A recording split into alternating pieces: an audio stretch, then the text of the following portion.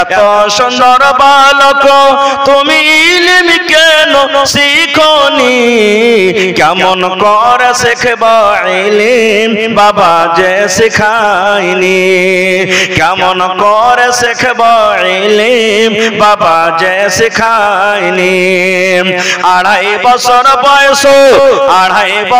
বয়স যখন মার পিছনে ঘুরলাম তখন কেমন করে শিখব ইলম বাবা যে শেখায়নি বলছে কেমন করে ইলম শিখবো রে ভাই আমার বয়স যখন 2.5 বছরকার মা যেদিকে গেছে মায়ের পিছনে পিছনে মা মা মা করে ঘুরে বেড়াচ্ছি কখন আমরা ইলম শিখবো এবার বলছে আর একটু বড় হয়ে ছেলেটা আবার বলছেন 7 বছর বয়স যখন 7 বছর বয়স যখন গরুর পাখা ধরলাম তখন কেমন করে শিখবা ইলম বাবা যে শেখায়নি 7 বছর যখন বয়স আব্বা বলল বেটারে বকরি চড়াইতে যা ছাগল চড়াইতে যা গরু চড়াইতে যা গরু চড়াইতে চড়াইতে জীবনটা কেটে গেল বলছে আর একটু বড় হয়ে ছেলেটা আবার বলছেন 10 বছর বয়স যখন 10 বছর বয়স যখন হালের মোটা ধরলাম তখন কেমন করে শিখব ইলম বাবা যে শেখায়নি 10 বছর যখন বয়স বাপ বলতে লাগলো হাল বাইতে যা হালের ভুঁয়ে চলে গেলাম হাল বাইয়ে আবার বড় হয়ে গেলাম এবার কবি বলছেন আর একটু বড় হয়ে তুমি ইলম শিখতে হাল বাইতে গেলে তো কি হলে ইলম শেখা যাবে এবার ছেলে বলতে লাগলো 15 বছর বয়স 15 বছর বয়স যখন বিয়ে শাদী করলাম তখন 15 বছর বয়স যখন বিয়ে শাদী করলাম তখন কেমন করে শিখব ইলম বাবা যে শেখায়নি বলছে 15 বছর যখন হয়ে গেল আমার বাড়িতে ঘন ঘন বেরিয়ে চলে এলো বাপ আমার জন্য বউ খুঁজতে লাগলো বউ খুঁজতে খুঁজতে আমার বিয়ে দিয়ে দিল কবি বলছেন কারণ বিয়ে করে কি তোমার পড়া হবে না রে বাবা এবার ছেলেটা বলছেন 20 বছর বয়স যখন 20 বছর বয়স যখন ছেলে মেয়ের বাপ তখন কেমন করে শিখব ইলম বাবা যে শেখায়নি 20 বছর বয়স যখন 20 বছর বয়স যখন ছেলে মেয়ের বাপ তখন কেমন করে শিখব ইলম বাবা যে শেখায়নি নারে তাকবীর রব্বুল আমিন মানুষ এবং জিন আসমান জমিন তৈরি করার আগে আল্লাহ রাব্বুল আমিন সর্বপ্রথম কলমকে তৈরি করেছেন কলম যে কলম দিয়ে আজকে আমরা লিখি যে কলমে লিখি যে কলমে সিগনেচার করি যে কলমে কত কাজ আমরা করি সর্বপ্রথম আল্লাহ রাব্বুল আমিন কলমকে তৈরি করেছেন কলমকে তৈরি করার পর আল্লাহ রাব্বুল আমিন কলমকে ডাকতে বলছেন হে কলম তুমি লেখো কলমের কাম হলো লেখা আল্লাহ নিজে বলছেন কলম তুমি লেখো কলমের মুখ ফুটে গেল কলম বলছেন আল্লাহ কি লিখবো আল্লাহ রাব্বুল আলামিন বলছেন কলম কিয়ামত পর্যন্ত যা কিছু হবে সব তুমি লিখে দাও এই কলম কিয়ামত পর্যন্ত যা কিছু হবে সব তুমি লিখে দাও কলমকে আল্লাহ বলছেন কলম তুমি লেখো কলম বলছেন আল্লাহ কি লিখবো আল্লাহ বলছেন কিয়ামত পর্যন্ত যা কিছু হবে সব লিখে দাও আব্দুর রহমান কখন আসবে আব্দুর রহমান দুনিয়াতে কি করে খাবে দুনিয়াতে কত লোকজন আসবেন দুনিয়াতে কতটি মানুষ গরিব থাকবে দুনিয়াতে কতটি মানুষ আমির থাকবে দুনিয়াতে কতটি নেককার হবে ইমানদার হবে এই পৃথিবীতে দুনিয়াতে কে কি কাজ করে খাবে কতটি মহিলা হবে কতটি পুরুষ হবে কতটি দুনিয়াতে বাঁচবে মানুষ কে 70 বছর বাঁচবে কে 80 বছর বাঁচবে কে 50 বছর বাঁচবে কার বেটা হবে কার বেটি হবে কার ল্যাংড়া হবে কার ভালো হবে সব কলম পট পট পট পট করে আল্লাহ রাব্বুল আমিন দেশে লিখে দিলেন এখানে কিন্তু একটা কথা বলি আমি আরো জানার জন্য কিছু শিখতে এসেছেন আমার আপনার বাড়িতে যখন মা খালাদের সন্তান হয়, বাচ্চা হয়, 3 দিন কিংবা 5 দিন কিংবা 7 দিন কিংবা 11 দিনকার দিন আমরা কি করি? 60 ফেরা করি না? আল্লাহর রহমতে এখন কিন্তু ছেড়ে গেছে মেলায়। মা খালারা কি করত? সেই দিন বাচ্চাটার মাথাকে নাড়া করত, আর নাড়া করার পর ঘর দুয়ার খানটাকে লেপতো, কাপড় ধরে সাফ করত, আর নিজের স্বামীকে বলতো, হাজি হালেমার বেটা হয়েছে কিংবা বেটি হয়েছে, একটু ভালো মন্দ তরকারি গালালে আসিও, কারণ আজ 60 দিন ভালো মন্দ খাইতে দিতে হবে। বলেন এরকম হয়তো না? হয়তো না? হানা বলেন ভাই, এরকম হয়তো না? হয়তো না? মুসলমান এ আমার মায়েরা খালারা কেন এরকম করতেন জানেন? ওই আমার মা জানতো আজকে আমার বাচ্চার হলো 7 দিন রে, আজকে আমার বাচ্চার হলো 60 দিন। আজকে যদি মাছ মাংস দিয়ে যদি মা ভাত খায়, আজ যদি মা গোশ দিয়ে ভাত খায়, আজ যদি মা মাছ দিয়ে ভাত খায়, আজ যদি মা দুধ দিয়ে ভাত খায়, তাহলে এই জীবনে ছেলেটা কোনোদিন দুঃখে থাকবে না, এই ছেলেটা সুখের জীবন কাটবে, সারা জীবন দুধে ভাতে খেয়ে দিন কাটবে। কিন্তু এটা গুনার কাজ গে মা, এটা হলো পাপের কাজ। আল্লাহর নবী বলেছেন, আল্লাহ রাব্বুল আমিন সর্বপ্রথম কলম দ্বারা লিখে দিয়েছেন, হালেমার পেট থেকে বেটা হবে, ওই বেটা দুনিয়াতে যে কি করে খাবে, হালেমার পেট থেকে বেটি হবে, ওই বেটি দুনিয়াতে কি করে খাবে, কতদিন দুনিয়াতে বাঁচবে, সব কিছু লেখা হয়ে গেছে। আল্লাহর নবীর একটা হাদিস এসেছে, যখন মহিলাদের পেটে সন্তান হয় 340 অর্থাৎ 4 মাস যেদিন হয়ে যায়, ওই মায়ের পেটে সন্তানের ভিতরে আল্লাহ রাব্বুল আমিন জান দিয়ে দেন। 4 মাসের আগে কোনো মা খালার পেটের ভিতরে বাচ্চা লড়াচড়া করবে না।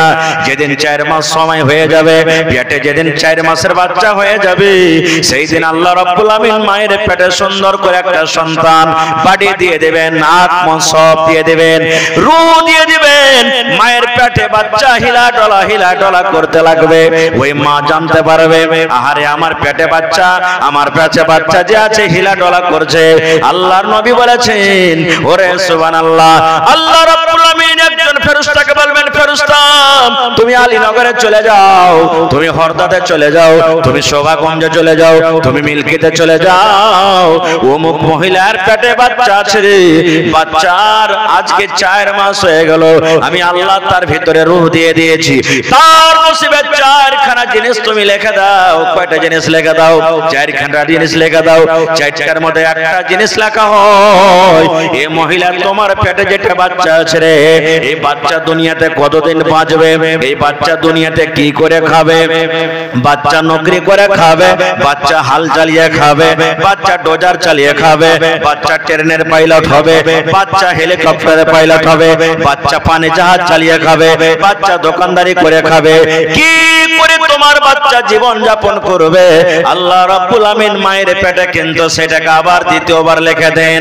তবে বলবো মাগে, খালাকে, বোনরে, আল্লাহ রাব্বুল আমিন আদেশে মায়ের পেটে যখন লেখা হয়, তাহলে মাগে শিরকের কাম কেন করতে গেলেন গে মা? কি 7 দিনের দিন ভালো মন্দ তরকারি খেতে গেলে ওই বাচ্চা সারা জীবন দুধে ভাতে খাবে।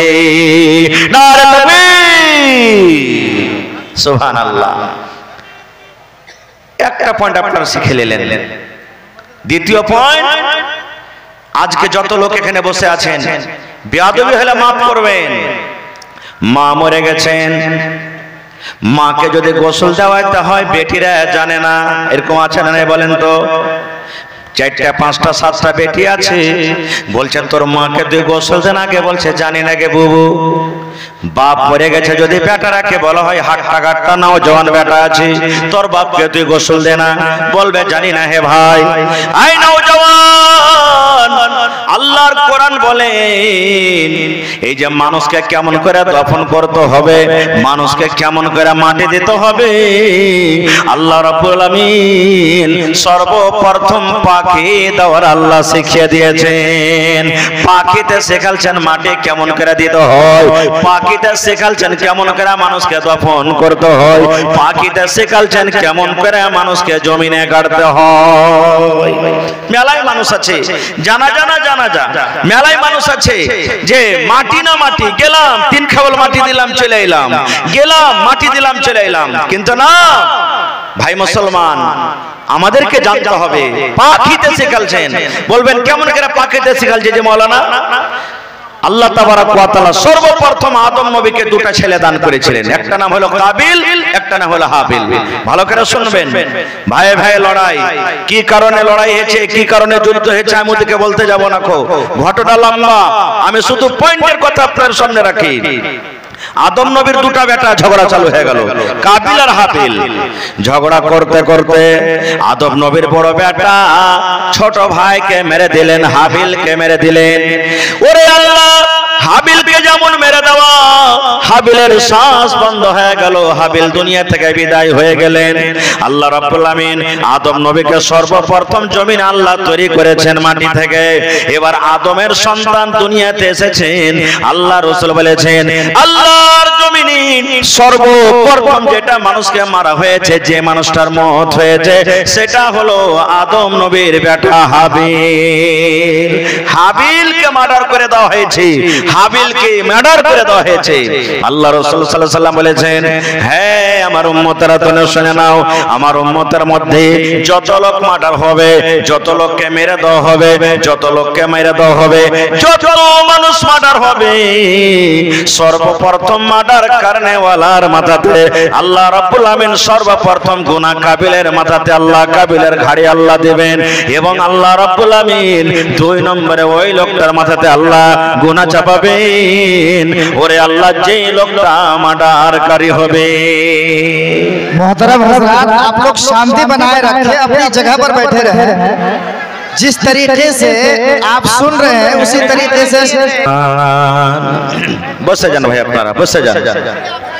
ওরে মুসলমান তোরা, মা খালারাও পিছনে থাকতো না, ওরাও সুবহানাল্লাহ, ওরাও নবীর কাছে ইলম শিখতেন, দিন ধার্য ছিল তাদের। অমুক দিন ইলম মহিলাদেরকে শেখানো হবে, অমুক টাইমে শেখানো হবে, এরকম ভাবে তাদের সময় বাঁধা ছিল। হাদিসে এসেছে আল্লাহ রাসূল একদিন বসে আছেন, আর মা আয়েশা রাদিয়াল্লাহু তাআলা আনহা আল্লাহ নবীর স্ত্রী নবীর পাঞ্জরে বসে আছেন। আর ইহুদির একটা জামাত, ইহুদির একটা দল, ইহুদির একটা টিম নবীর কাছে এসে নবীকে সালাম দিচ্ছে। ভালো করে শুনবেন হাদিসটা। আল্লাহর নবী বসে আছে, নবীর পাঞ্জরে নবীর বিবি মা আয়েশা রাদিয়াল্লাহু তাআলা আনহা বসে আছে, আর ইহুদির একটা জামাত, একটা দল এসে নবীকে সালাম দিচ্ছে। মানুষকে যখন মানুষ সালাম দেবে তো কেমন করে সালাম দেবে? আসসালামু আলাইকুম, নাকি? এটা না সালাম হলো যে ভাই আসসালামু আলাইকুম, এর মানে হলো আল্লাহর সালামতি তোমার উপরে নাজিল হোক, আল্লাহর সালামতি তোমার উপরে হোক। মেলায় মানুষ কবে সালাম আলাইকুম, মেলায় সালাম আলাইকুম, সালাম আলাইকুম, সালাম আলাইকুম, এগুলা ভুল কথা। মা খালারা যারা জানে না, মেলায় মানুষ আগা জামানার মায়ের লোক বিহানের সাথে গল্প করবে, বহুর সাথে গল্প করবে, সালাম দেবে, সালাম আলাইকুম বিহাই, সালাম আলাইকুম। ও জানে না মেলায় মানুষকে আলাইকুম আলাইকুম এরকম ভাবে জবাব দেবে, জি না, আসসালামু আলাইকুম এরকম ভাবে জবাব দিতে হবে। আল্লাহ রাসূল একদিন এক মজলিসে বসে আছেন, মেলায় সাহাবায়ে কেরাম বসে আছেন, আর একটা সাহাবী মজলিসে এলেন। আপনি মজলিসে যখন ঢুকবেন তো সালাম দিবেন, মসজিদে নামাজ পড়তে চলে গেলেন সালাম দিবেন আপনি। হ্যাঁ, একলাই মসজিদে গেলেন, কেউ না, একলাই প্রথমে ঢুকছেন মসজিদে, আপনাকে সালাম দিতে হবে না। মেলায় মানুষ কয় জিনেরা আছে, কেউ আগে সালাম দেব। জিনেরাকে আপনি দেখেছেন? জিনেরাকে দেখতে হবে না, আর দেখতেও পাওয়া যাবে না, আমরা পাবো না দেখতে। এক মুসলমান আর এক মুসলমানের উপরে 7টা হক আছে, তার মধ্যে একটা হলো কি ইদা লাকিতাহু ফাসাল্লিম আলাইহি, যখন কোন মুসলমানের সাথে তোমার দেখা হবে তখন সালাম করো। আর মসজিদে দেখলেন ঢুকছেন তো কেউ এক কোটা না, তো কাকে সালাম করবেন আপনি? তো সালাম করতে হবে। তো আল্লাহ রাসূল সাল্লাল্লাহু আলাইহি ওয়াসাল্লাম বসে আছেন, সাহাবায়ে কেরাম বসে আছেন, আর একটা লোক এসে নবীকে বলছেন, মানে মজলিসে, আসসালামু আলাইকুম, শুধু এতখানি বলেছেন, বসে গেলেন কথা বলে। রাসূল বলছেন 10টা নেকি পেয়ে গেল। কয়টা নেকি? 10টা নেকি। কিছুক্ষণ পর আরেকটা লোক এসে বলছেন আসসালামু আলাইকুম ওয়া রাহমাতুল্লাহ, এই রাহমাতুল্লাহ বাড়িয়ে দিলেন। ওই কথাটা বলে বসে গেলেন। রাসূল বলছেন 20টা নেকি পেয়ে গেল। আরেকটু পর আরেকটা সাহাবী এসে বলছেন আসসালামু আলাইকুম ওয়া রাহমাতুল্লাহি, তারপরে কি আছে? হ্যাঁ, ওয়া বারাকাতুহু। আল্লাহ রাসূল বলছেন 30টা নেকি পেয়ে গেল। তা আপনাকে টাকা লাগলো না, মেহনত করতে হলো না, খালি মুখখানটা একটু হিলিয়ে দিলেন, আসসালামু আলাইকুম ওয়া রাহমাতুল্লাহি ওয়া বারাকাতুহু বলে দিলেন, 30টা নেকি আপনি পেয়ে গেলেন। তাহলে কবেন মাওলানা সালাম কাকে করতে হবে? জি, সালাম তো মুসলমান যত আছে চিনতে পারেন না পারেন যে এটা মুসলমান, সালাম করতে হবে। এবারে আমরা সালাম করব কাকে? খালাইতে বহিনকে সালাম করব, ফুফাইতে বহিনকে সালাম করব, চাচতো ভানিকে সালাম করব, নিজের ভানিকে সালাম করব। কত নেকি পাইছে না পাই, কিন্তু সালাম করতে খুব আগে। আর নিজের বিবিটাকে যখন ফোনে গল্প করবো তখন কে কি হবে জানে? শালা হারামি বুধার মা কোন গেছে বে, কোন গেছিস তুই বে? এই বিয়ে দেখে আমরা গল্প করবো, মনে হয় ওইটা ওর ছোট ভাই। বিয়ে দেখে আমরা গল্প করবো, নিজের স্ত্রীটাকে দোয়া দেন। ভাই বাজার থেকে এলেন, হাট থেকে এলেন, ঢুকবেন বাড়িতে, সালাম দেন, সালাম দিয়ে সান্ধান, সালাম দিয়ে সান্ধাবেন, তা আপনার বিবির মনটা কিন্তু খুব বড় হবে। যে ঘরকে হদলার বাপের মনটা লাগছে ফিরি আছে নাকি? আর যদি সালাম না দিয়ে সান্ধান, একবারে মুখখানটাকে ভারী করে সান্ধান দেখে মিনসের মন গরম হয়েছে, কিছু কহা যাবে না লাগছে। তো ভাই আপনি সালাম দিয়ে সান্ধান। আল্লাহ রাসূল বলেছেন, মহিলাদেরকে বলেছেন, যখন তোমার স্বামীরা হাট থেকে, বাজার থেকে, মাঠ থেকে, অফিস থেকে যখন বাড়িতে আসবে, তুমি 50 গ্রামের একটু মুখে না হাসি দিয়ে দাও, তোমার পুরুষের দিকে তাকিয়ে মুচকি মেরে একটু হাসি দিয়ে দাও। মুচকি মেরে হাসতে গেলে কি হবে? তোমার পুরুষের যদি বাইরে কোনো কারণে মনটা খারাপ হয়ে থাকে, তোমার মনখানটা কিন্তু হাইরো হয়ে যাবে। যেমন ডিএপি ইউরিয়া দিলে গাছ হাইরো হয়ে যায়, ওইটা হলো তোমার স্বামীর জন্য একটা উপহার, একটা ডিএপি, একটা ইউরিয়া, একটা খাদ, একবার ওর মনখানটা ফুলে যাবে। কিন্তু কত ভাই যারা ইলম নেই, জানে না, বিবি যদি একটু মুচকি হাসে তোকে টাইনে দুটা ছড় দেবে, আর দেখ কইবে যে বাড়তে খাইছে আর মকমক করছে, বাহিরে কি হয়েছে আমি জানছি। হ্যাঁ, ও আরো আর মন খারাপ করে দেবে, হয় কি হয় না? সুবহানাল্লাহ। তো আল্লাহ রাসূল বসে আছেন, নবীর বিবি বসে আছেন। এবার ইহুদের জামাত এসে নবীকে বলছেন আসসালামু আলাইকুম। কি বলছেন? আসসালামু আলাইকুম।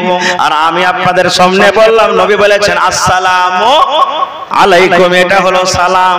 কিন্তু ইহুদিরা নবীকে আমার সালাম দিচ্ছেন আসসালামু আলাইকুম, এর মানে হলো নবী তোমার পরে মওত আসুক, তুমি মরে যাও।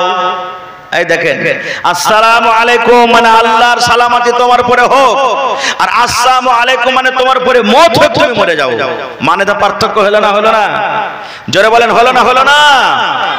এই জন্য রে বন্ধু, যারা কোরআন পড়িতে জানে মাখরাজের সাথে পড়ে আর নেকি বেশি, আর যারা কোরআন পড়িতে জানে মাখরাজ জানে না, মাখরাজ জানে না, হরফ কেমন ভাবে আদায় করতে হবে জানে না, এদের নেকি কম হবে না? তাই একটা এমনি দেখবেন যে আমরা খোদা লিখি, খোদা লিখি না, ওপরে একটা ছোট ফোঁটা দিই, ছোট ফোঁটা একবারে সরিষার দানার থেকে, আর ওই ফোঁটাটাকে যদি আমরা ওপরে না দিয়ে নিচে দিই কি হবে? जुदा हो जावे। एक नुक्ता के हेर फेर में खुदा जुदा हो जाता है।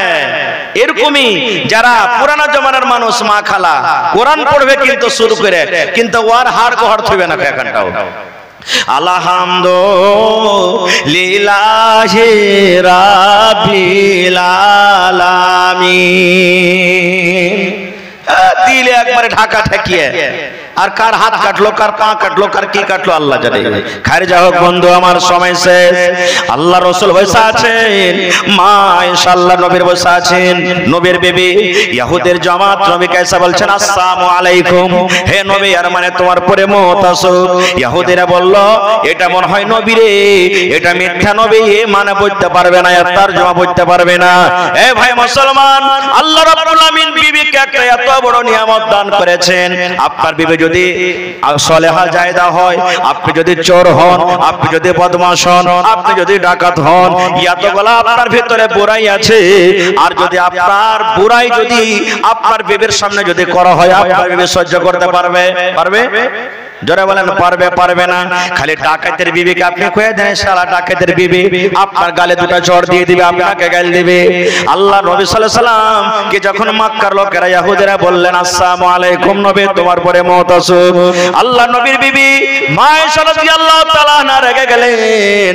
আর রেগে যাওয়ার পর মা আয়েশা বলছেন ওয়া আলাইকুম আসসালাম আল্লাহ আনা, হে ইহুদের জামাতেরা আমার নবীকে তোমরা গাল দিছো রে, আমার নবীকে তোমরা বদ বদদুয়া দিছো, আমার নবী তো তোমাদের কোনো ক্ষতি করেনি, আমার নবী তো তোমাকে কোনো গাইল দেয়নি, আমার নবী তো তোমাদেরকে কোনো কষ্ট দেয়নি, তবু আমার নবীকে কেন তোমরা গাইল দাও, আমার নবীকে কেন তোমরা গাইল দাও, আমার নবীর জন্য কেন তোমরা বদদুয়া করো।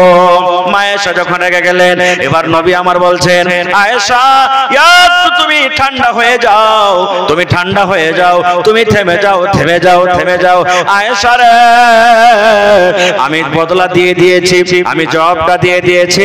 যখন মক্কার লোকেরা, এই ইহুদিরা আমাকে বলল আসসালামু আলাইকুম, আমি শুধু বলে দিয়েছি ওয়া আলাইকুম, ওয়া আলাইকুম কথা আমি বলে দিয়েছি। নবী বলছেন আমি বলে দিয়েছি ওয়া আলাইকুম, মানে হে ইহুদির জামাতেরা, তোমরা ভালো নিয়তে যদি আমাকে সালাম দাও তাহলে ওয়া আলাইকুম তোমরা ভালো পাইলে, আর যদি তোমরা বদ নিয়তে আমাকে সালাম দাও, তোমরা যদি আমাকে বদদুয়া দাও তাহলে ওয়া আলাইকুম তোমাদের জবাব সালাম তোমাদের কাছে ঘুরে চলে গেল। ওলামায়ে কেরাম, মুহাদ্দিসিনে কেরাম এই হাদিসটাকে সামনে রেখে বলছেন, একটা মুসলমান শুধু কোরআন শিখবে না, কোরআন শিখতে হবে, নবীর হাদিস শিখতে হবে, দ্বীন শিখতে হবে, কিন্তু হাদিসকে সামনে রেখে বলছেন, ওরে আল্লাহ, একটা মুসলমান ইংরেজিও শিখবে, একটা মুসলমান ম্যাথও পড়বে, একটা মুসলমান সায়েন্সও পড়বে, একটা মুসলমান ফার্সি পড়বে, সব রকম ভাষা পড়তে পারবে। একটা মুসলমানকে সব রকম লাইনে জানতে হবে। তাহলে ভাই দেখেন, আল্লাহ রাসূলের জামানাতে মহিলারাও কত পড়ালেখা ছিল। পড়ালেখা যদি ছেলে পিলাকে না করেন তো কি হালাত হবে জানেন? আহা, একটা ছেলে গরু চড়াইতে গেছে, গরু চড়াইতে যা গরু চড়াইছে, আপনারও জীবনে মেলায় লোক আছেন যে গরু ভেস চড়ালছেন, আছে না নেই? তো গরুতে লড়াই ঝগড়া হইলে আমরা লড়াই ঝগড়া ছুটাই যে যেমন করে পারে। তো দুটা গরুতে ভাই একবারে খুব ঘামাসান লড়াই চলে যায়, সিং বড় বড়, মনে হয় ওর সিংকেও ভেঙে দেবে, ওর সিংকেও ভেঙে দিবে। ছোট ছেলের হাতে 4-5 হাত লম্বা একটা লাঠি ছিল, ই মনে মনে কয়েছে যে হ্যাঁ বড় মানুষ তো কেউ নাই, আর দুটা গরুতে লড়াই লেগে গেছে, কেমন করে ছোটাবো। এই ছেলেটা সাহস করে এক পা দু পা করে হাঁটতে হাঁটতে একটা গরুকে দিয়েছে 2 লাঠি, আর একটা গরুকে 2 লাঠি দিয়ে ঝগড়া ছুটিয়ে দিয়েছে। ভালো কথা, লড়াই করলে না গরু। আর ওই ছেলেটা সন্ধ্যেবেলাতে যদি গরু চড়িয়ে আসে তো কোনো কথা লিয়েও বাড়িতে ওর মা ওর বাপ ঝগড়া করছে, এমন ঝগড়া করছে, মা হেঁচে লিয়ে লেছে, বাপ খুঁট বেড়ে লিয়ে লেছে। ও কইছে মরনা বেটা মরা তো গলা ছেড়ে দেবো, আর ইয়ে মনে করছে হালের বেটি হালি চোখ করে এক খুঁট বেড়ে ছিতরে দিব। ছেলেটা মনে মনে কয়েছে যে হারে যেমন এরা রেগে আছে, মা যদি হাইছে পয়সা দেয় তো বাপ থাকবে না, আর বাপ যদি আগে মৌকা পাইলে তো মা থাকবে না। কি করবো, কাউকে ডাকতে গেলে টের হইলে মনে হয় এদিকে মামলা শেষ হয়ে যাবে। তখন মনে মনে কইছে আমি ঝগড়াটা ছুটিয়ে দিই। কেমন করে ঝগড়া ছোটাবো? তো ওর বাপকে দিয়েছে টেনে 2 লাঠি, ওর মাকে দিয়েছে টেনে 2 লাঠি। ঝগড়া ভাই ছুটে গেছে, মন ঠান্ডা। এবার ওরা ওর মা বাপ নিজের ঝগড়া ভুইলে ছেলের মারা দেখে একবার বমকে গেছে। এরা কানতে কানতে দুটা লোক চলে গেছে মোড়লের কাছে, মন্ডলজি বিচার করতে দাও, কি হয়েছে? কইছে বেটা মেরেছে। ডাকো তোমার বেটাকে। বেটা হাজির হয়ে গেছে। মোড়ল পুছ করছে যে হারে বাবা তোমার বাপ আর মাকে কেন মেরেছো? কইছে না হে মোড়ল চাচা, আমি আর মা বাপকে মারিনি। ওর বাপ কাঞ্জি খুলে দেখেছে, মোড়ল দেখতো হে কত দগড়া হে লাঠির দাগ পড়ে আছে, কইছে মারিনি।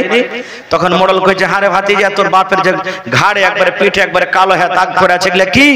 কইছে চাচা হে ওগুলা মাইরের দাগ, ওগুলা ঝগড়া ছুটালছি।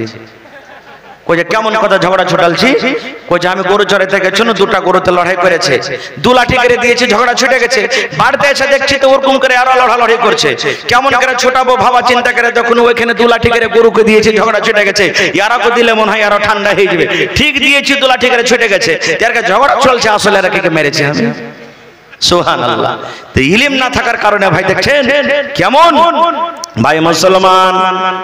হযরত ওমর রাদিয়াল্লাহু তাআলা আনহু একজন সাহাবী, খুব বড় সাহাবী, ইসলামের দ্বিতীয় খলিফা। হযরত ওমর রাদিয়াল্লাহু তাআলা আনহুর দরবারে এক বাপ কেস করতে গেছেন, শিকায়েত নিয়ে গেছেন। বেটার উপরে কেস করতে গেছেন, বেটার জন্য শিকায়েত নিয়ে গেছেন। কি শিকায়েত? সেই বুড়া বলছেন, সেই সাহাবী বলছেন আমিরুল মুমিনিন ইনসাফ করে দেন, ইনসাফ করে দেন, ফয়সালা করে দেন। বলছেন কেমন ফয়সালা? বলছে আমিরুল মুমিনিন, আপনি হলেন আমাদের রাজা, আপনি হলেন আমাদের আমির, আপনি হলেন মুসলমানের রাজা। আমার শিকায়াত হলো আমি একটা বুড়া মানুষ, আমার বেটা আমাকে মেরেছে, বেটা মেরেছে এই জন্য আমি আপনার কাছে এসেছি। আমি বেটার জন্য এসেছি, বেটা আমাকে মেরেছে, আপনি ফয়সালা করে দেন। বাপ সেক্ষেত্রে চলে গেছেন ওমর ফারুকের কাছে, আমাকে মেরেছে বেটা, ইনসাফ করে দেন। আইরা তোমার ফারুক বলছেন তোমার বেটাকে এনেছো? বলছেন না। ঠিক আছে যাও তোমার বেটাকে সাথে করে নিয়ে এসো গা। চলে গেলেন বাড়িতে, বিবিকে বলছেন এই আব্দুল্লাহ আব্দুর রহমানের মা, তোমার বেটাকে বলো কালকে ওমর ফারুকের দরবারে যেতে হবে। ওমর ফারুক কেমন লোক জানেন? নবী বলেছেন ওমর তুমি এমন একটা লোক যে রাস্তা দিয়ে তুমি হাঁটো আর ও তোমার সামনে দিয়ে শয়তান আছে, শয়তান ডরে ভয়ে রাস্তা বদলে দিবে আর বলবে পালার এই রাস্তা দিয়ে যেতে হবে না, কারণ এই রাস্তাতে হযরত ওমর ফারুক রাদিয়াল্লাহু তাআলা চলে আসছে। এরকম মানুষ, খুব রাগী মানুষ। হযরত ওমর ফারুক রাদিয়াল্লাহু তাআলার কথা মনে পরার দিন বাপ বেটা হাঁটছেন রাস্তাতে হাঁটতে বেটা বলছে আব্বাজি, এখনকার মানুষ আল্লাহর রহমতে আব্বাজি বাপুজি, আগেকার মানুষ বাপু হে দাদু হে ভাই হে চাচা হে হে হে হে চলতো খালি। আর আল্লাহর রহমতে এখন মেলাখানে মানুষের মধ্যে পরিবর্তন এসেছে, জি জি জি জি। কিন্তু একটা জিনিস ফের শেষ হয়ে গেছে। আগেকার মানুষ বিড়ি খাইতো তো একবারে 14 কাঠা দূর দিয়ে যাইত কার খাইতো, আর এখন যে বিড়ি খাই যেত একবারে বাপকে কই যে বিড়ির পকেটে থাকলে বাপটা বিড়ি গেলা দেনা, হ্যাঁ চাইছে কে চায় না। আর বাপ কত বেলা যাবে হায়া বাপ এমন দুনিয়াতে আছে, ওর যদি বিড়ি খাওয়ার মন হয় তো 10 বছর 8 বছরের ছেলেকে হয়তো একটা বিড়ি গলা ধরে লইতে হবে। ওই যে কোনটা আছে বাপু কই যাবে কোঠির উপরে আছে, ছেলেটা বিড়ি ধরাইতে গেছে আর বিড়ি ধরাইতে যায়। आप लोगों से गुजारिश है कि अपनी जगह पर बने रहें, आप लोग खड़े मत होइए, अपनी जगह पर बने रहें। और मैं ये कहना चाहूंगा ज्यादा लोग स्टेज पे ना चढ़े, कहीं स्टेज टूट के ना गिर जाए, इसलिए ज्यादा लोग स्टेज पे ना चढ़ेंगे। माजरत के साथ ज्यादा लोग स्टेज पे ना चढ़े, जो मेहमान हैं और उनके साथ 2-4 लोग चढ़े। नीचे से आप देख लें, ये हमारी मेहमान बन करके आई है मोहतरमा लेसी सिंह साहिबा, जो मंत्री है बिहार सरकार की। आपका स्वागत है, वेलकम करते हैं आपको हम, और शुभकामनाएं हैं आपके साथ। चूंकि आप सभी हजरात जानते हैं कि चुनाव का समय है, आचार संहिता लगा हुआ है, सिर्फ दुआ सलाम तक अपनी बात आप रखें।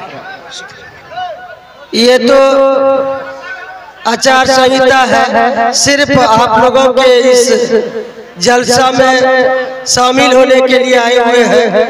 सभी लोगों को शुभकामना है, लेकिन सिर्फ यही कहेंगे मेरे लिए भी दुआ दीजिएगा और दुआ करिए, यही सिर्फ कहेंगे।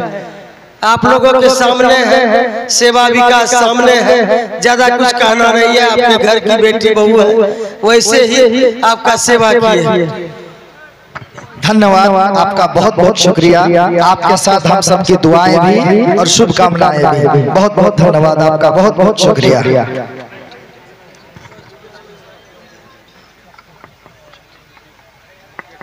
ये लेसी सिंह साहिबा है, जो जेडीयू और एनडीए गठबंधन की तरफ से हमारे धमधा विधानसभा की उम्मीदवार हैं। कई बार विधायक बन रही हैं और मंत्री भी हैं। तारुफ के लिए हो सकता है बहुत बहुत लोग बाहर के भी यहाँ पर आए हुए हैं ताकि पहचान।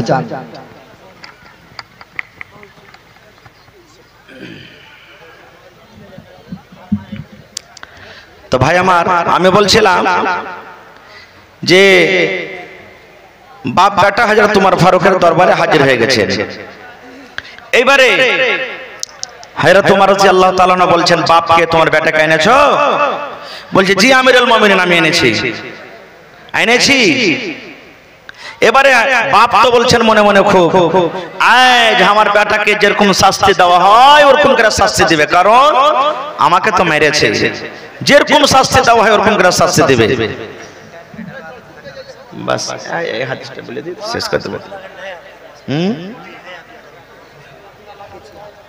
মানে আজ কথা কয়ে মনই ভরে না জি, মানে কথা কইতে যাচ্ছি মধ্যখানে ডিস্টার্ব হচ্ছে। খারজা হোক। তো ভাই আমার ভালো করে শুনবেন ঘটনাটা। বাপ মনে মনে বলছেন আজকে তো আমাকে মনে হয় আমার বেটাকে মারবে, আমার মনের আশা পুরা হয়ে যাবে। কেমন বাপকে মায়ের দেওয়া, আজকে আমার বেটা শিখে নেবে। বন্ধুরে আমার, এবারে হযরত ওমর রাদিয়াল্লাহু তাআলা আনহু এবারে ছেলেটাকে বলছেন, হে আল্লাহর বান্দারে, وَقَضَى رَبُّكَ أَلَّا تَعْبُدُوا إِلَّا إِيَّاهُ وَبِالْوَالِدَيْنِ إِحْسَانًا إِمَّا يَبْلُغَنَّ عِندَكَ الْكِبَرَ أَحَدُهُمَا أَوْ كِلَاهُمَا فَلَا تَقُل لَّهُمَا أُفٍّ وَلَا تَنْهَرْهُمَا وَقُل لَّهُمَا قَوْلًا كَرِيمًا। এরকম করে করে যখন আয়াতটা তেলাওয়াত করে দিলেন, আয়াতটা বুঝেন, আয়াতটা তার ছেলে বুঝে যেমন শোনা, তার চোখ দিয়ে ঝরঝর ঝরঝর করে পানি ঝরতে লাগলো, ছেলেটা কাঁদতে লাগলো, ওর চোখ দিয়ে পানি ঝরতে লাগলো। এইবার হযরত ওমর বলছেন, হে নওজওয়ান যুবক রে, এখনো তোমাকে মারেনি, এখনো তোমাকে গাল দেনি, এখনো তোমাকে বকাঝকা করেনি, তবে তোমার চোখে কেন পানি, তুমি কেন কাঁদো, কারণটা কি?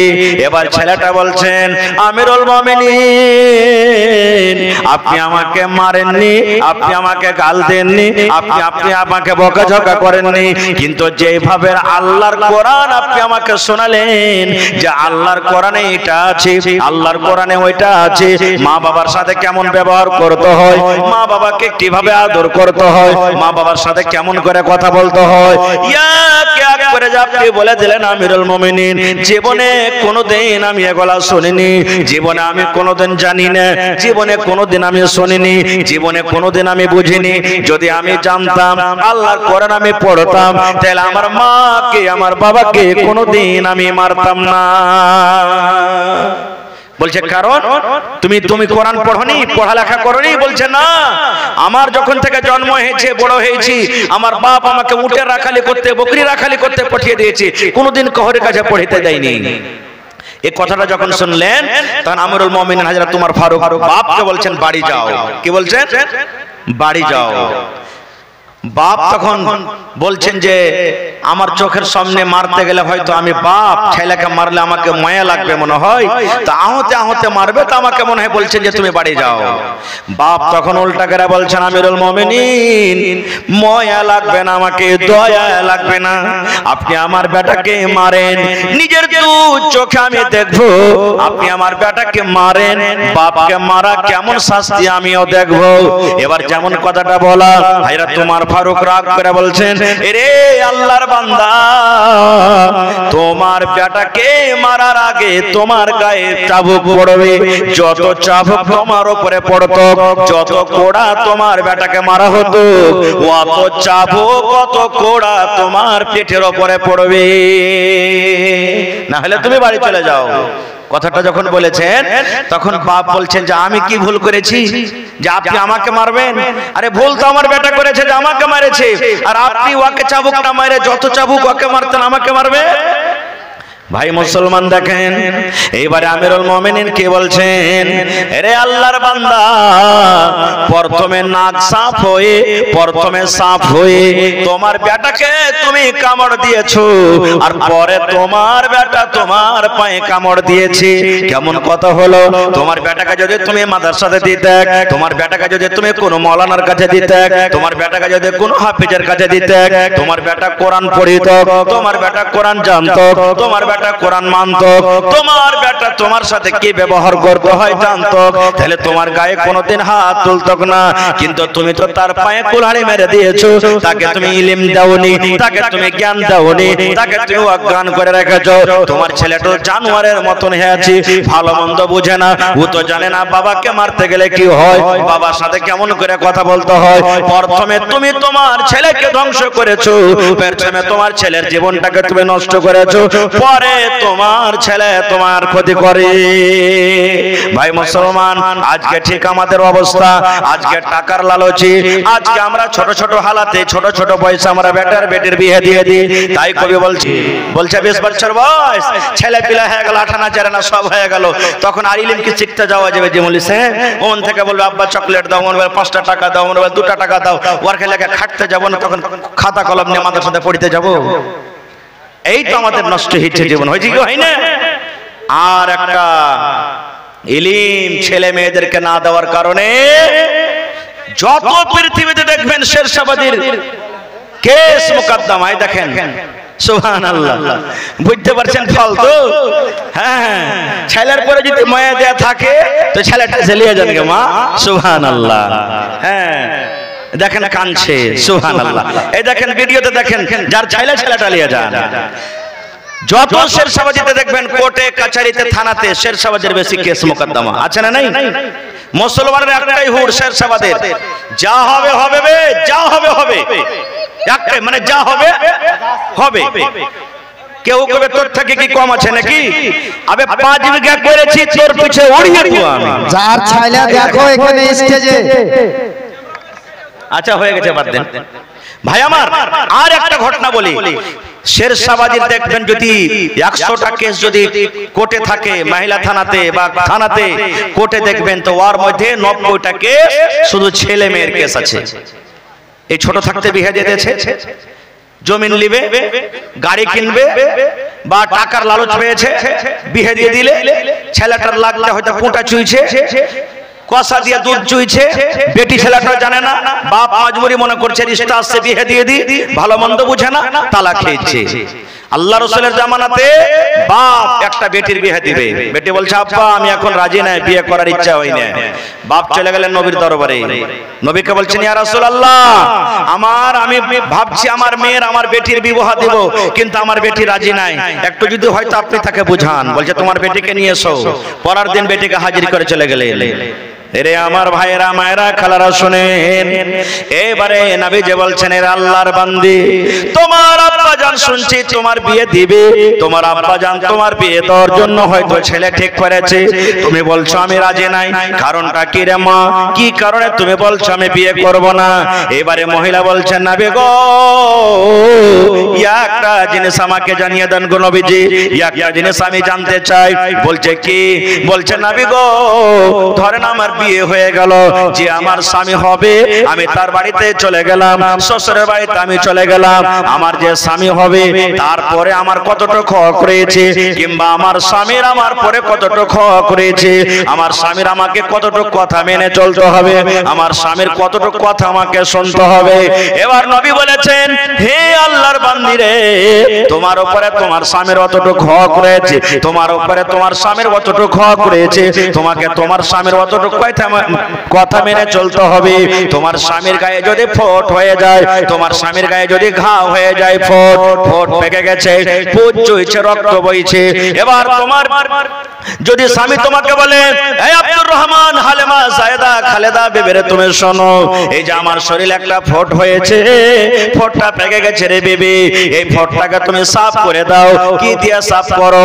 তুলা দিয়ে সাফ করা চলবে না, কাপড় দিয়ে সাফ করা চলবে না, পানি দিয়ে ধোয়া চলবে না।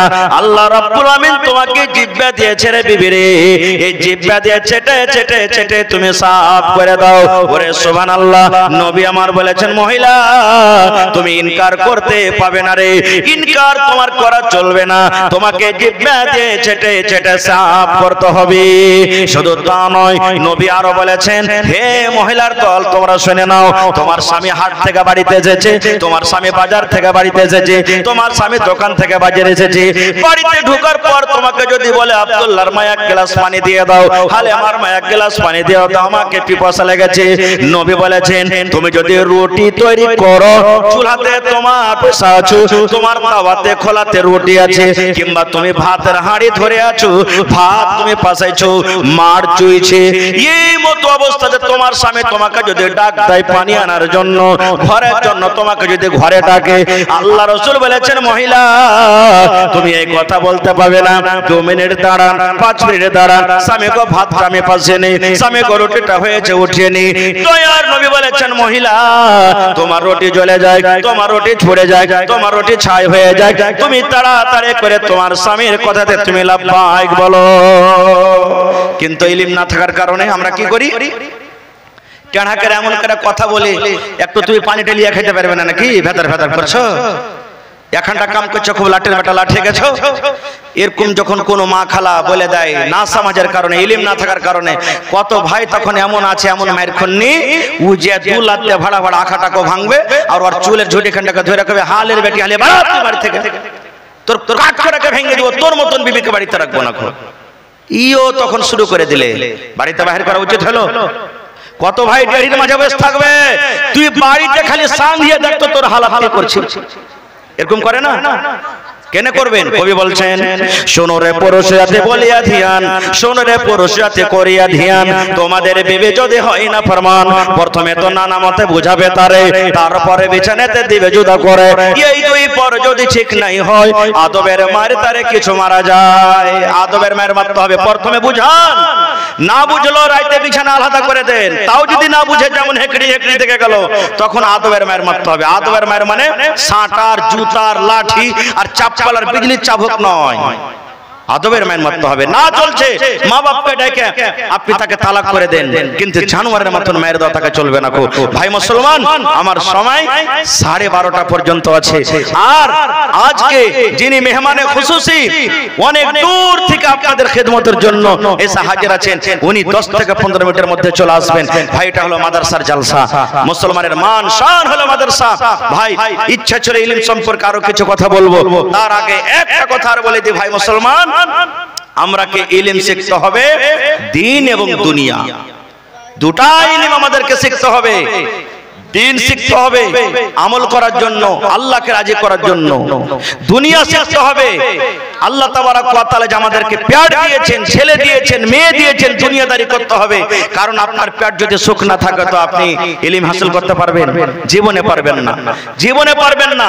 আপনাকে ছেলেরাকে ডাক্তার করতে হবে, মাস্টার করতে হবে, হাফিজ করতে হবে, কারি করতে হবে, টাকার দরকার আছে, বিনা টাকাতে কিছু হবে না। এই জন্য আমাদেরকে দিন দুনিয়া দুটাই দেখতে হবে। ভাই আমার, তাহলে এই মাদ্রাসা একটা এমনই জিনিস, এমনই একটা পাওয়ার হাউস, এমনই একটা ট্রান্সফরমার। যদি মাদ্রাসাতে আমরা ছেলেরাকে শিক্ষা না দিই, মাদ্রাসা যদি আমরা তৈরি না করে, মাদ্রাসাকে যদি আমরা না চালাই, তাহলে আমাদের সামনেকার জীবনটা অন্ধকার হয়ে যাবে। ভাই আলহামদুলিল্লাহ দান আপনারা অনেক দিয়েছেন।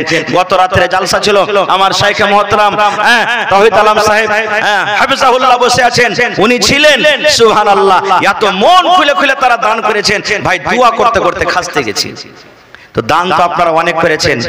আজকে কেউ আছেন 50,000 টাকা দেওয়ার মতন একটা লোক এই মজলিসে, কিংবা আধ কাঠা 1 কাঠা জমি দেওয়ার মতন লোক? বলেন মাওলানা অত করে পারবো না। 30 পারা কোরআনের আবদার আমি রাখলাম আপনাদের সামনে। কেউ 10 পারার দাম দেবেন 10,000 টাকা, কেউ 5 পারার দাম দেবেন 5,000 টাকা, কেউ 1 পারার দাম দেবেন 1,000 টাকা। না পারলে দু ভাই দুজন মিলে 500 করে দিবেন, আধ পারা করে কোরআনের দাম। আজকে কোরআনের মাহফিল, দ্বীনের মাহফিল, আসেন তো দেখি। কোরআনের দাম আল্লাহ ছাড়া কেউ দিতে পারবে না। একটা হরফের, একটা জের জাবারের দাম মানুষের দেওয়ার ক্ষমতা নেই, তবে আল্লাহর কিতাব কোরআনের মান সম্মান রেখে ভাই আমার হাতে মাত্র 10 থেকে 15 মিনিট সময় আছে। এই 15 মিনিটে দেখি 30টা কলম আমি দেখলাম। আল্লাহর কোন বান্দা আছে 1000 1000 1000 করে, মাশাআল্লাহ। কে দিল এটা? ওয়াজির আলম। এই দেখেন আমার নানা জান, মাশাআল্লাহ, ওয়াজির আলম আধ পারা কোরআনের দাম। আর আরো একজন আমার ভাই দিয়ে 1 পারা কোরআন হয়ে গেছে, আর 29 পারা বেঁচে গেছে, ইনশাআল্লাহ হয়ে যাবে।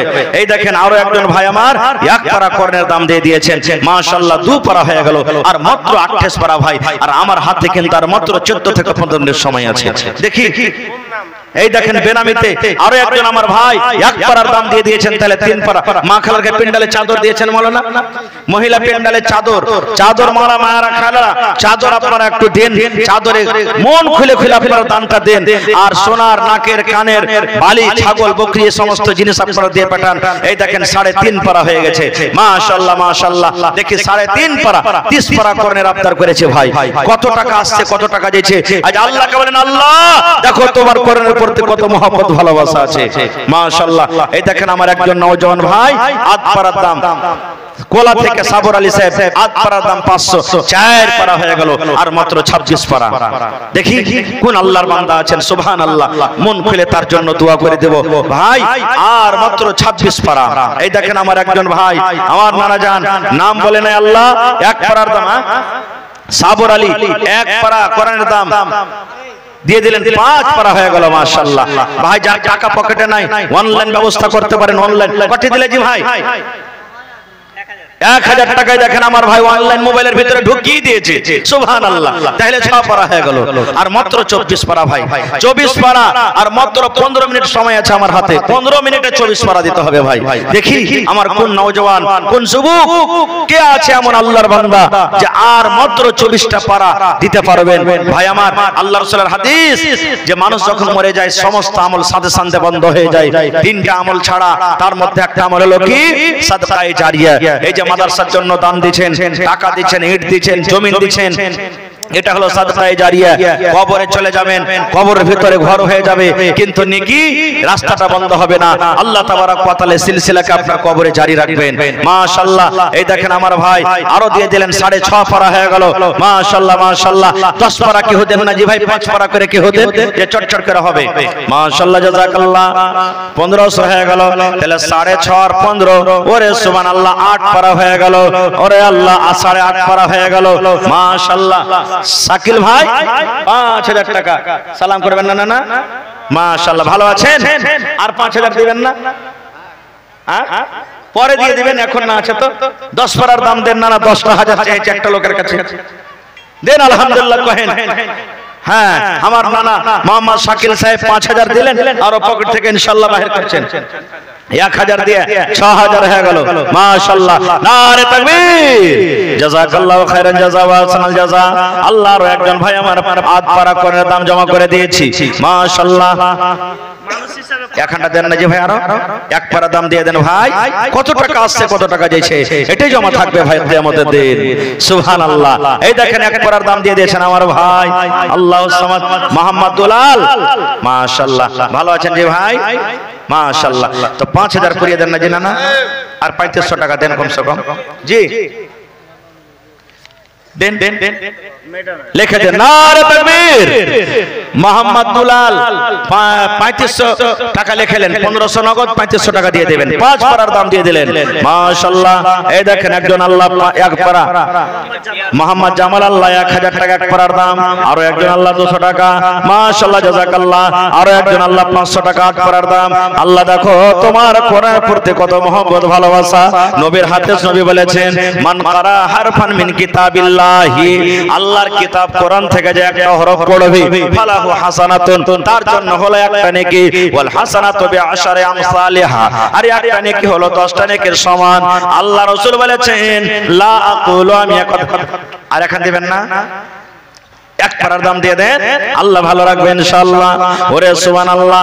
আল্লাহ একজন ভাই আমার 100 টাকা সুবহানাল্লাহ, আর একজন আল্লাহ 500 টাকা। আইসা ভাই লেট করিয়েন না, যত লোক আছেন এটা মনে করিয়েন না যে খালি মাওলানা তো মোটা মোটা গলা চেয়েছে, আমার পরে আর মনে হয় রাইতে এখন কালেকশন হবে না।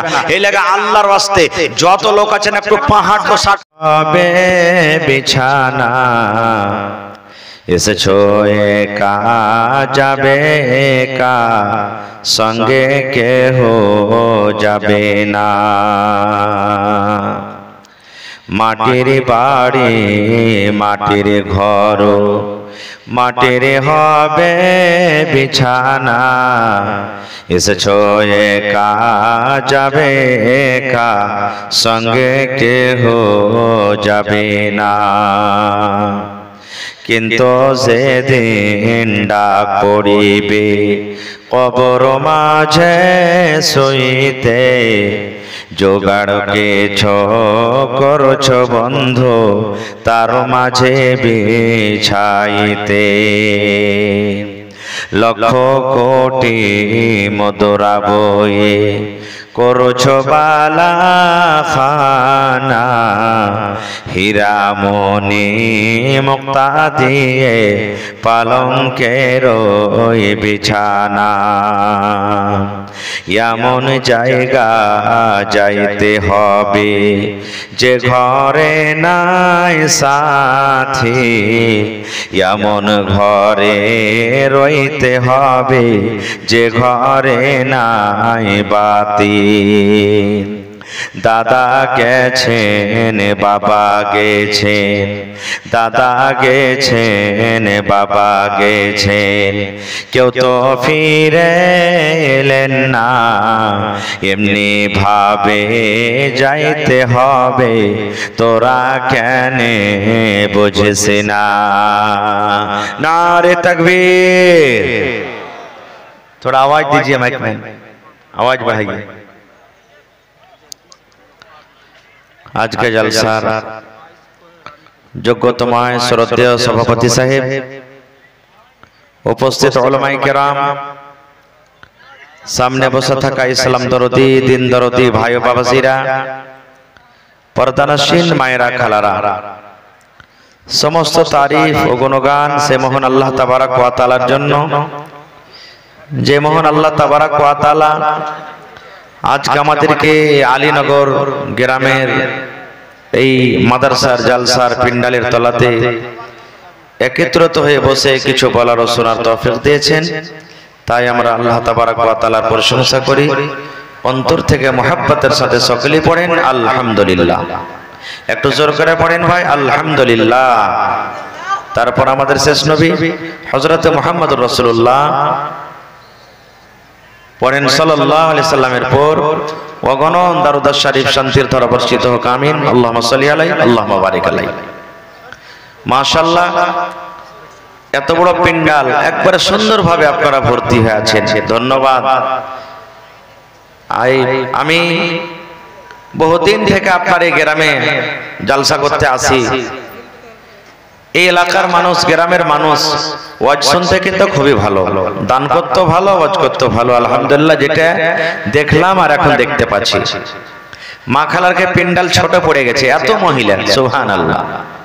মনে হয় যদি আরো একটা অত বড় পিন্ডাল হইতো তো মনে হয় তাও ভর্তি হয়ে যেত, এত মা খালারা এসেছে। খার যা হোক ভাই, আমি আপনাদের সামনে কোরআন মাজিদের সর্বপ্রথম সূরা আল্লাহ তাবারক ওয়া তাআলা যেটা নাজিল করেছিলেন সেই সূরা থেকে 5খানা আয়াত, সাথে আল্লাহর নবী মুহাম্মদ সাল্লাল্লাহু আলাইহি সাল্লামের একটা হাদিস পড়েছি। সেই আয়াত এবং হাদিসকে সামনে রেখে শিক্ষা সম্পর্কে কিছু কথা আমি রাখবো। তার আগে আপনাদের সামনে আমি একটা প্রশ্ন করি, কারণ আমার বক্তব্য যারা শুনেছেন আমি কিছু কথা বলবো, আপনাদেরকে কিছু কথা বলতে হবে। আল্লাহর জমিনে সব থেকে বড় দৌলত কি বলেন তো আপনারা?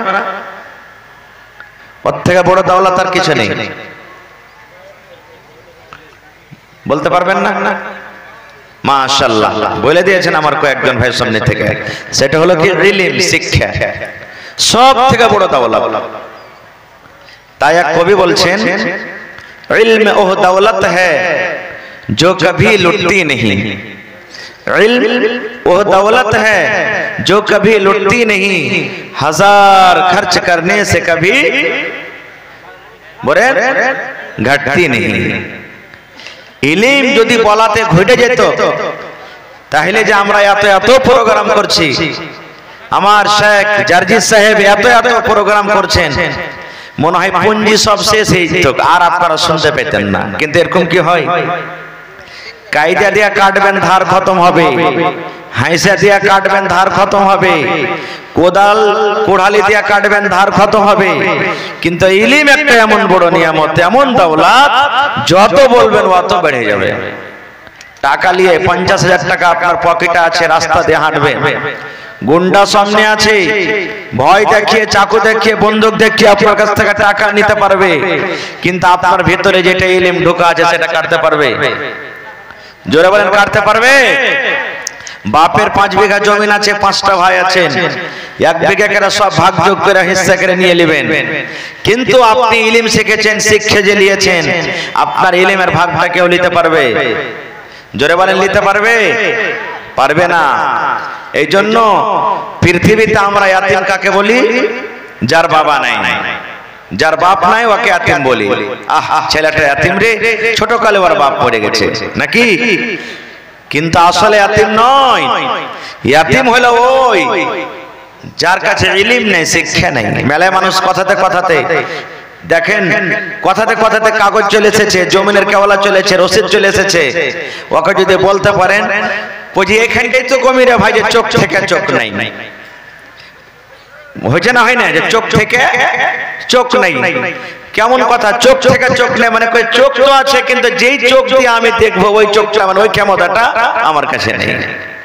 এই জন্য ভাই সব থেকে বড় দৌলত হলো কি? ইলম। আহা আজকে এখানে আপনারা বসে আছেন কিছু শিখার জন্য নাকি? শুধু মাদ্রাসাতে মানুষ শিখে না, মাদ্রাসাতে কারা শিখে? আমার ইমাম সাহেব মাদ্রাসাতে পড়ালেখা করাইছেন, মাওলানা তাসাউর সাহেব, আরো অন্যান্য মাওলানারা পড়ালেখা করছেন, যারা কমিটিগণ মাদ্রাসা চালাইছেন ছেলে মেয়ের শেখার জন্য। শিক্ষকগণ রেখেছেন, বেতন দিয়ে রেখেছেন, মাদ্রাসাতে ছেলেরা মেয়েরা পড়িতে যাবে, ওরা শিখবে। আজকে যা আপনারা এসেছেন, আজকে জালসাতে 3 লক্ষ 4 লক্ষ টাকা খরচ করে আপনাদেরকে জমা করা হয়েছে, এটা হলো একটা শেখার জায়গা। জুমার দিন একটা শেখার জায়গা, ঈদ বকরাইদের দিন একটা শেখার জায়গা। মানুষ বুড়িয়া যাবে কিন্তু ইলম কোনোদিন, যারা বলেন ইলম কোনোদিন বুড়াবে না। ইলম না থাকতে গেলে আমার আপনার জীবন অন্ধকার, না আলো হবে? আমার আপনার জীবন অন্ধকার। ইলম না থাকতে গেলে কি ক্ষতি জানেন? একটা গল্প বলছি ভাই।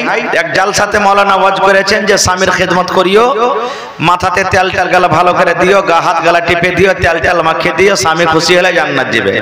ই হুঁচলি বেটি ছেলে জানে না, বুঝে না, সুঝে না কেমন করে দিতে হবে না হবে। বাড়িতে গেছে খুঁড়িতে গেলে গড় গড় করে তেল ঢেলের গেলে গরম করে দিয়েছে আর পুরুষের মাথাতে ঢেলে। এরকমই তুমি খেদমত করে পাওয়া যাবে জান্নাত? প্রত্যেক জিনিসের ব্যাপারে আমাকে আপনাকে জানতে হবে ভাই আমার। তাহলে আমাকে আপনাকে আসমান জমিন সব কিছু তৈরি করার আগে আল্লাহ কাকে তৈরি করেছেন বলতে পারবেন কেউ? জোরে বলেন সুবহানাল্লাহ। আল্লাহ রাসূল বলেছেন, রে আমার উম্মত